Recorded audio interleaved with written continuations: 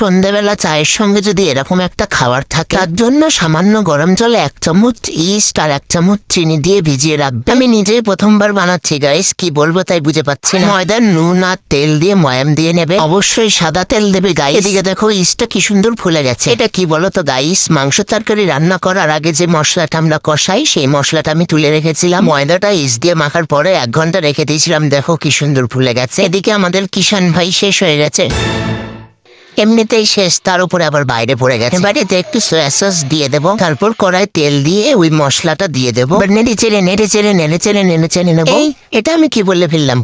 তারপরে ওই সসটা দিয়ে দেবো। শুধু একই কথা বারবার বলে যাচ্ছি, দেবো নেবো।